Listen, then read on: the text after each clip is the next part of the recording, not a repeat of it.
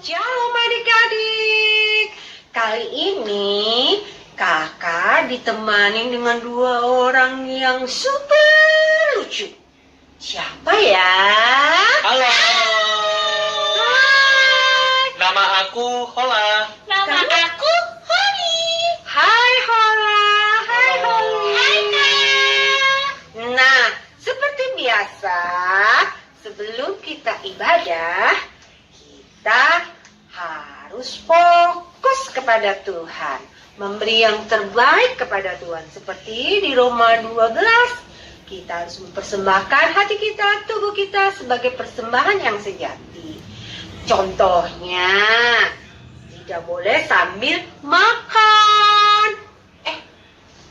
Hola, Hah? kenapa kamu lagi makan?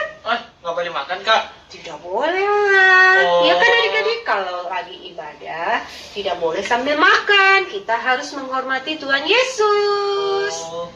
Yang kedua, tidak boleh sambil main gadget. Itu kan tuh main game itu, Kak. Halo. Bentar ya Kak. Halo. Holly, Iya. Holly mau ibadah kan? Iya Kak. Kalau lagi ibadah, tidak boleh sambil main gadget ya. Oh, gitu. Kita harus beri yang terbaik buat Tuhan. Oke Kak. Yang ketiga, tidak boleh sambil pupuk-pupuk. Kak, itu Kak ada yang tidur itu, Kak. Ada yang tidur. Itu, Kak. Itu. Ayo, kita datangin, Kak. Ada yang mau itu. Oke, yuk kita lihat. Woi, Abang Icang, ayo bangun. ayo Bangun, kita mau ibadah.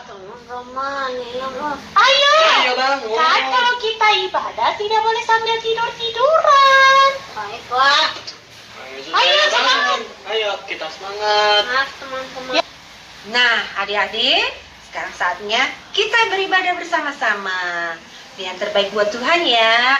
Selamat beribadah. Tuhan Yesus memberkati. Adik-adik, sekarang kita ada di tahun dimensi yang baru. New dimensi, yuk ikutin gerakannya sama kakak dan Holly. Ayo. Berubah serupa Kristus, jadi kepala bukan ekor. Satu kali lagi. Berubah serupa Kristus, jadi kepala bukan. Mazmur 91. Dalam lindungan Allah. Orang yang duduk dalam lindungan yang maha tinggi dan bermalam dalam naungan yang maha kuasa akan berkata kepada Tuhan, tempat perlindunganku dan kubu pertahananku, Allahku yang kupercayai. Sungguh, dialah yang akan melepaskan engkau dari jerat penangkap burung, dari penyakit sampar yang busuk. Dengan kepaknya ia akan melindungi engkau. Di bawah sayapnya engkau akan berlindung. Kesetiaannya ialah perisai dan pagar tembok. Engkau tak usah takut terhadap kedahsyatan malam, terhadap panah yang terbang di waktu siang, terhadap penyakit sampar yang berjalan di dalam gelap, terhadap penyakit menular yang mengamuk di waktu petang. Walau 1000 orang rebah di sisimu dan 10.000 di sebelah kananmu, tetapi itu tidak akan menimpamu. Engkau hanya menontonnya dengan matamu sendiri dan melihat pembalasan terhadap orang-orang fasik. Sebab Tuhan ialah tempat perlindunganmu, yang maha tinggi telah kau buat tempat perteduhanmu. Malapetaka tidak akan menimpa kamu, dan tulah tidak akan mendekat kepada kemahmu. Sebab malaikat-malaikatnya akan diperintahkannya kepadamu untuk menjaga engkau di segala jalanmu.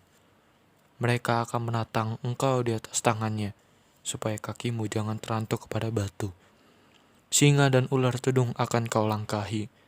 Engkau akan menginjak anak singa dan ular naga. Sungguh, hatinya melekat kepadaku, maka aku akan meluputkannya. Aku akan membentenginya, sebab ia mengenal namaku. Bila ia berseru kepadaku, aku akan menjawab. Aku akan menyertai dia dalam kesesakan. Aku akan meluputkannya dan memuliakannya. Dengan panjang umur, akan kukenyangkan dia, dan akan kuperlihatkan kepadanya keselamatan daripada. Hari ini kita ketemu lagi di ibadah sekolah minggu Giving Thomas Favor. Nah, hari ini kita memuji dan juga memuliakan Tuhan serta mendengarkan firman Tuhan. Nah, sekarang kita mau nyanyi dulu ya buat Tuhan Yesus ya. Kita akan nyanyi Laskar Kristus. Ikutin ya adik-adik.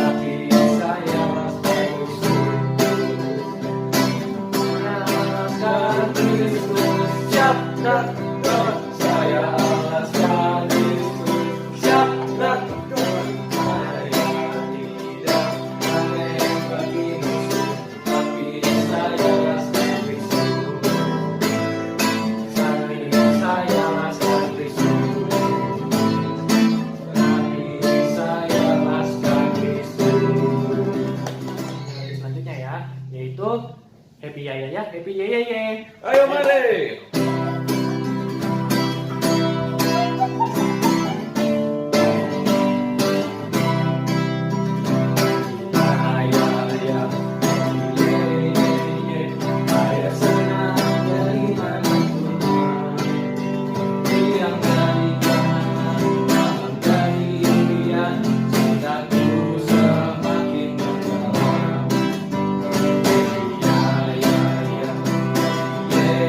Yeah.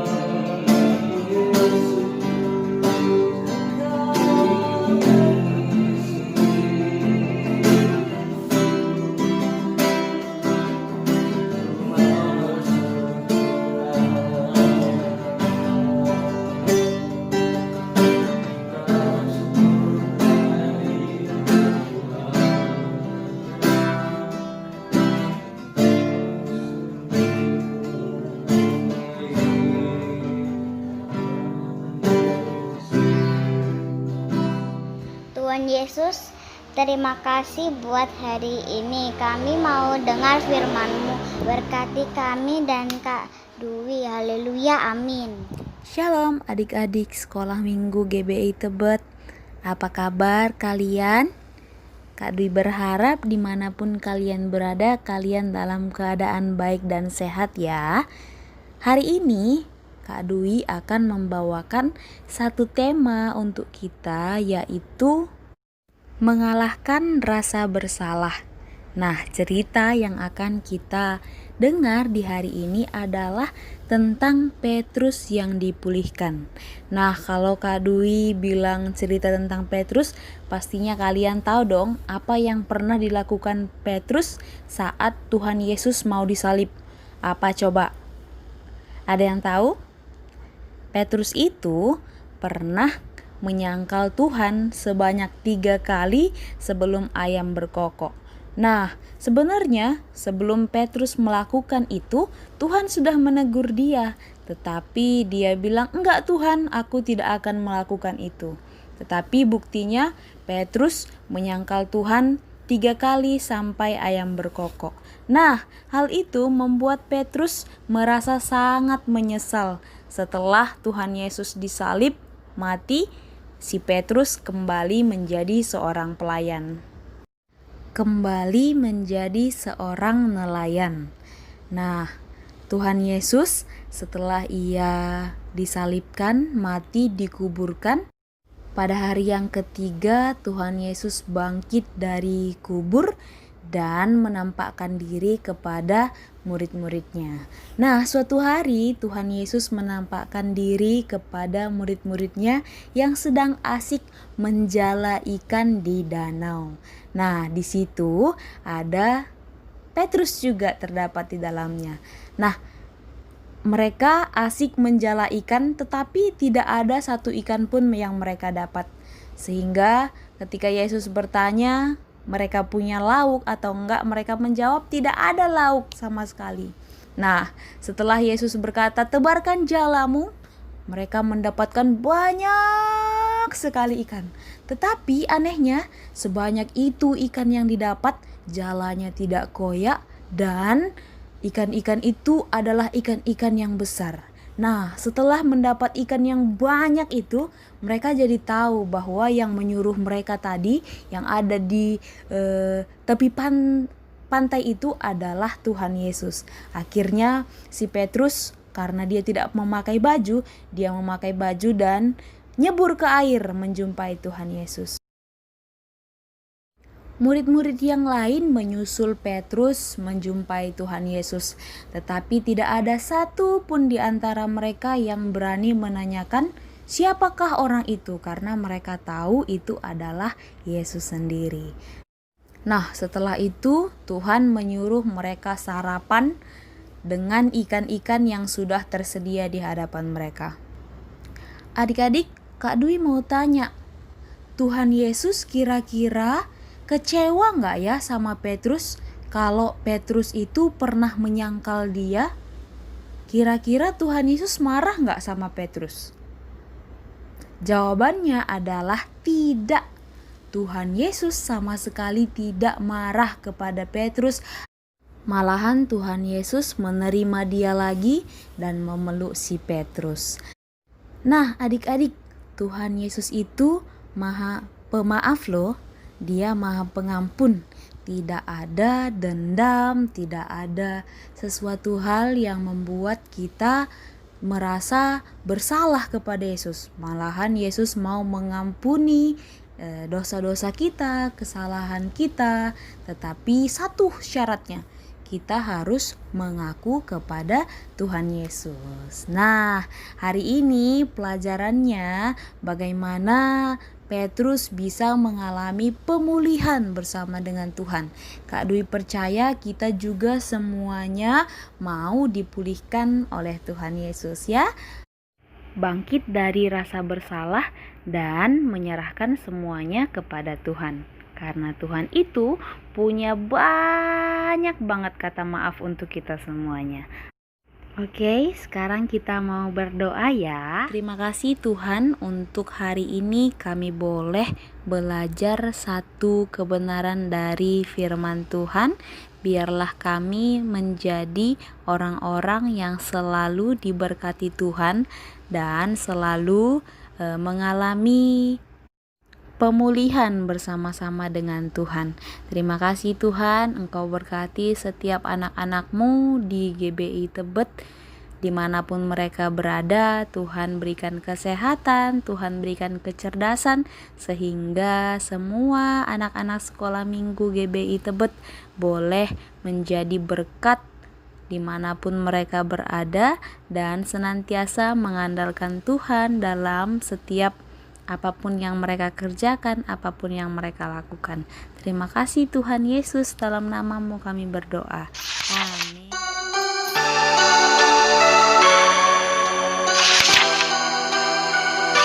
Adik-adik papi mami, terimalah berkat, damai sejahtera, sukacita, kasih, karunia berlimpah-limpah dari Bapa di surgawi, di dalam anaknya Yesus Kristus, dan persekutuan yang manis bersama Roh Kudus akan menyertai adik-adik papi mami mulai saat ini dan sampai selama-lamanya, sampai Tuhan Yesus datang yang kedua kalinya. Dalam nama Yesus kami mengucap syukur, haleluya, amin.